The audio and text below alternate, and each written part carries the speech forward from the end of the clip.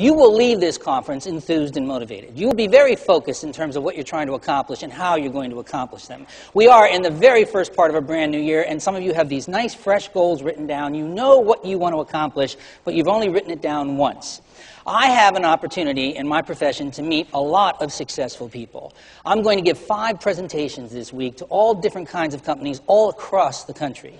I leave here, San Diego, this morning, and I fly to Dallas. I speak in Dallas tomorrow. And then I fly back to California, and I speak on Tuesday in Manhattan Beach. Then I fly from Manhattan Beach, I go out to Washington, D.C., and then I go off to Hawaii, all in the same week. All totally different kinds of companies. And in those presentations that I speak to, like this, I get to meet some very successful people, very motivated, very driven, very dynamic individuals. Often if there's a banquet or something, they will sit me next to the president of the company. A lot of times they'll point out the high achievers. There's our #1 producer. There's a salesperson of the year. That person over there, phenomenal manager. I get to meet people that are high achievers. And I got to tell you, these people don't write their goals down once a year and stick them in a drawer. These people are writing their goals down 2 or 3 times a year. These people are doing something every single day to kick up their motivation and their enthusiasm. I compare it and analogize it to exercise. You know, if you don't do it on a regular basis and you stop, you rapidly lose whatever benefit you got from it. It's something you need to be doing on a regular basis. And people hear exercise and they cringe. Well, here's the good news. You don't have to do it for a half hour or 40 minutes, every day. Your goal-setting process, your focus, your charting the course process really only has to be a 3 or 4 minute a day process. Why not keep a notepad on your desk and rewrite your goals 2 or 3 times a week? If you're not going to do that, why not once sit down and get those goals on tape or on a CD? It is exceedingly simple. For most of you, all you have to do is plug a microphone into your computer and Windows Media is going to boot up. And tell it you want to make a recording and sit there and read that goal sheet of yours into a computer or on a tape. Read it over and over again until you make yourself a 5-minute-long CD. Burn it to CD, make it a WAV file, take that CD and put it in the glove compartment of your car. How many hours a week do you all spend driving around in those vehicles? I mean, it's unbelievable, isn't it? How difficult would it be, maybe once a day, to take that little gold CD of yours, pop it in the machine, and hear in the background your own voice reminding you over and over again what your production numbers are, how many new brokers you want to generate, how you always want to ask for referrals. Now, a lot of people don't think this works, but it works very well. And a lot of you are going to have to get back to basics. You know, the ride, quote unquote, may very well be over, at least temporarily. It's time to get back to basics and get to work again. And that's a good thing. A lot of times when things are so good, you drift away from some of the basics.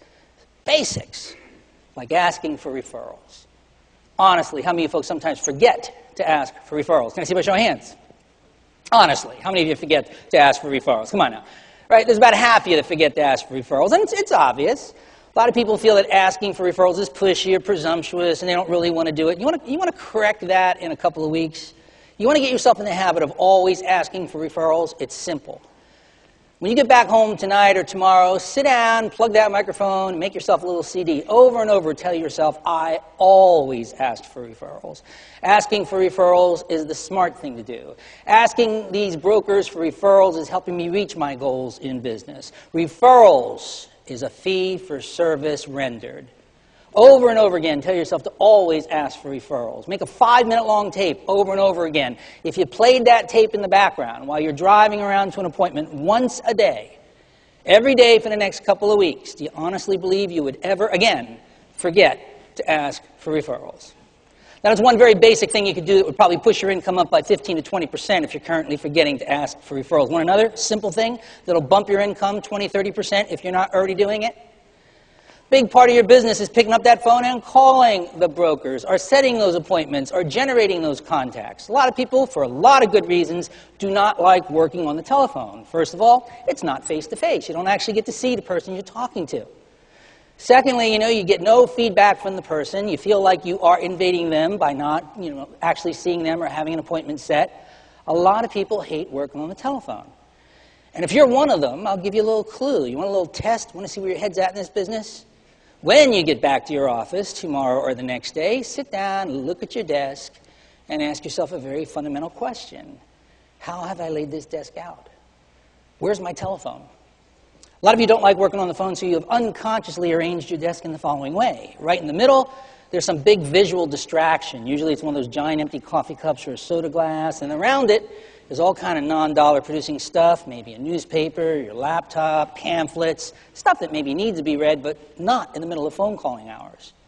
And where does a person who does not like making phone calls actually place the telephone? Well, check it out on your own desk. A lot of you have it up and off to the corner, pretty much as physically as far away as you could possibly get that thing. I was in someone's office a couple of years ago. He was a salesperson. Telephone rings. He reaches down, opens the bottom drawer, and says, "Yeah, Now, it sounds silly, but I mean, isn't this a lot of common sense? You don't like making calls to begin with, but you want to sit down and generate some of these appointments and contacts, so you drag yourself in there. You sit down to make calls, and you look down at your desk. What catches your eye first? Because it's right in the middle.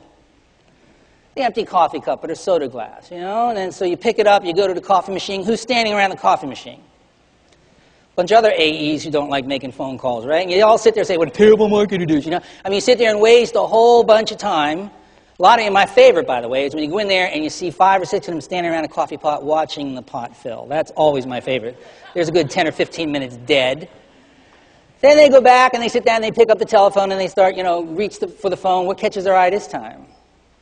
The newspaper. They'll pick up the Wall Street Journal and see how bad business really is, before they get themselves all pumped up and inspired. It's an exaggeration, but isn't it true? Now a lot of people do. They'll find all kinds of creative ways of avoiding what they don't want to do. Make yourself a CD over and over again in the background. I enjoy working on the phone. I make at least 10 prospecting calls every day. When I sit down at my desk, the first thing I see is the telephone. I enjoy connecting with people over the phone. And I know it sounds crazy, but if you just had that playing in the background for a few minutes each day, just drilling that message subconsciously into the back of your brain, when you sit down at your desk, you're going to start noticing the telephone instead of all those visual distractions. It's so simple. It only takes maybe 10 or 15 minutes to make one of these CDs, and it can really push your income up dramatically.